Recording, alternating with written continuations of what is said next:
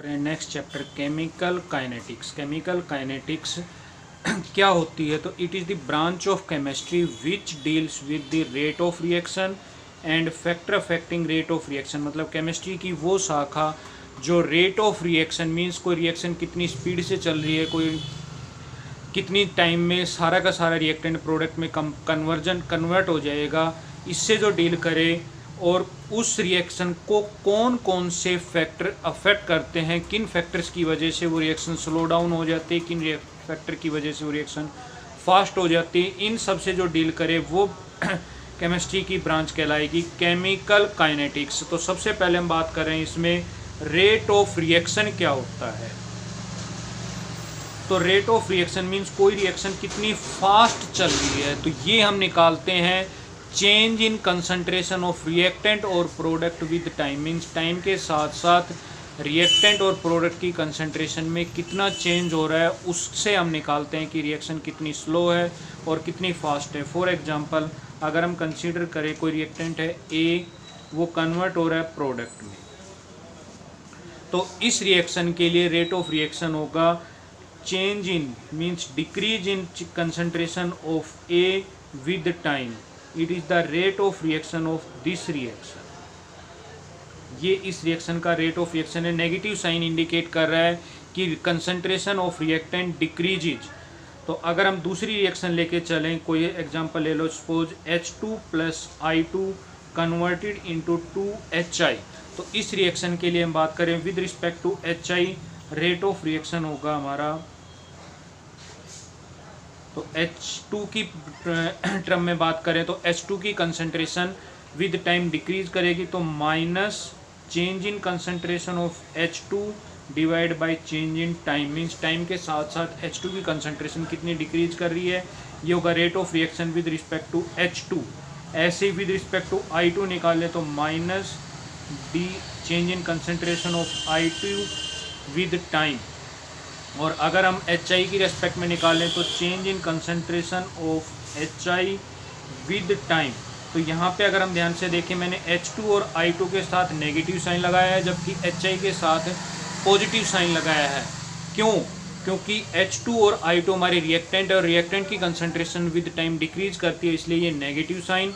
और HI की concentration time के साथ साथ इंक्रीज कर रही है, क्योंकि ये प्रोडक्ट है, प्रोडक्ट की अमाउंट विद टाइम इंक्रीज करती है, इसलिए यहाँ पे मैंने प्लस का साइन लगाया। तो नेगेटिव और पॉजिटिव साइंस यहाँ पे सिर्फ इंडिकेट कर रहा है कि रिएक्टेंट या हमारे कंपाउंड की कंसंट्रेशन डिक्रीज कर रही है या इंक्रीज कर रही है। अगर उसकी कंसंट्रेशन डिक्रीज करती है तो नेगेटिव साइन, अगर इंक्रीज करती है तो पॉजिटिव साइन। और अगर हम इन तीनों में आपस में रिलेशनशिप निकालें तो देखो ध्यान से, थोड़ा सा अगर थ्योरेटिकली हम इसको समझें, अगर 1 मोल H2 एक सेकंड में 1 मोल H2 रिएक्ट करता है तो 1 सेकंड में 2 मोल्स ऑफ HI बन रहा है। मीन्स H2 और HI का रेट ऑफ रिएक्शन की बात की जाए तो HI का रेट ऑफ फॉर्मेशन H2 के रेट ऑफ डिसअपीयरेंस से दुगना है। मीन्स अगर उसी टर्म में जो हम पहले बात कर रहे थे, rate of reaction with respect to H2 is half than rate of reaction of HI। तो इसी तरीके से इनमें आपस में रिलेशनशिप बनता है minus DH2 upon DT is equal to minus DI2 upon DT is equal to 1/2 DHI upon DT। तो ये हमारा हो गया इन तीनों का आपस में इंटर रिलेशनशिप। तो इस एग्जांपल से को ध्यान में रखते हुए अगर हम एक जर्नल रिएक्शन लिख के उनका आपस में रिलेशनशिप बनाएं कि AA plus BB form CC plus DD, तो इनमें -1 upon A DA upon DT is equal to -1/B DB upon DT is equal to 1/C DC upon DT is equal to 1/D DD upon DT। तो ये इनका आपस में inter relationship हम इस फॉर्मूले के बेस पे बना सकते हैं। तो इसमें अगर ध्यान से देखें कि जो हमारे बैलेंस केमिकल इक्वेशन कोएफिशिएंट आ रहे हैं, उन सब से अगर इनको आपस में डिवाइड कर देते हैं तो ये सारे rate of reaction with respect to reactant और प्रोडक्ट इक्वल हो जाते हैं। तो ये बात होगी हमारी रेट ऑफ रिएक्शन की। अब इसके बेस पे न्यूमेरिकल्स भी आते हैं, तो इस फॉर्मूले को बच्चों ध्यान में रखना है। इनके न्यूमेरिकल्स हम बाद में डिस्कस करेंगे। हम नेक्स्ट टॉपिक लेके चल रहे हैं अब फैक्टर अफेक्टिंग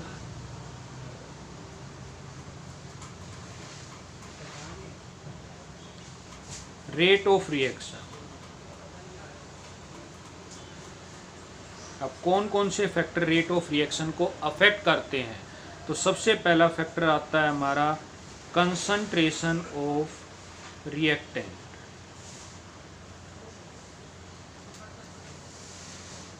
तो जितनी ज़्यादा कंसंट्रेशन होगी रेट ऑफ रिएक्शन उतना ही ज़्यादा होगा। अगर हमारी कंसंट्रेशन रिएक्टेंट की कम है तो रेट ऑफ रिएक्शन कम होगा, कंसंट्रेशन ऑफ रिएक्टेंट अगर ज़्यादा है तो रेट ऑफ रिएक्शन भी फास्ट हो ज़्यादा होगा, मीन्स रिएक्शन फास्ट मूव करेगी। और यहीं पे हम बात करें, जो मैंने ऊपर रिलेशनशिप रखा है कि अगर टाइम के साथ साथ हम अगर रिएक्टेंट की कंसंट्रेशन के टर्म में या टाइम के साथ साथ रेट ऑफ रिएक्शन की बात करें, तो टाइम के साथ साथ रिएक्टेंट की कंसंट्रेशन कम होती है। तो जो जो रिएक्टेंट की कंसंट्रेशन कम होगी रेट ऑफ रिएक्शन डिक्रीज करेगा।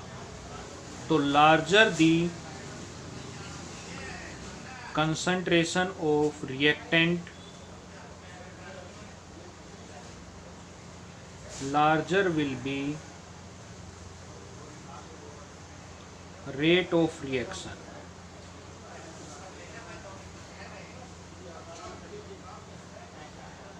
With time rate of reaction decreases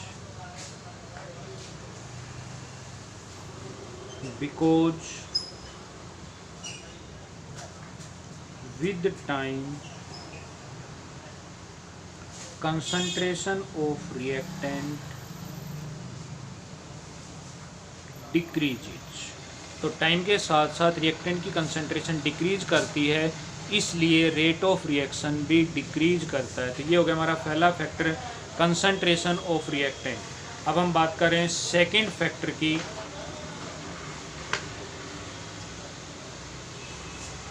nature of reactant.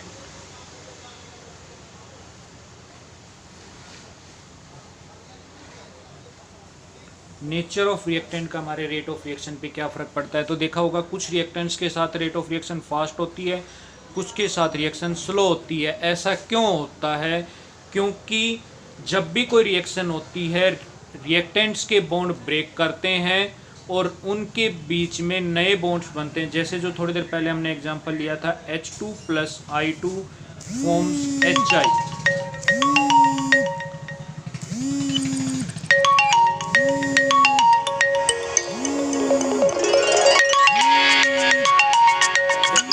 अगर हम ध्यान से देखें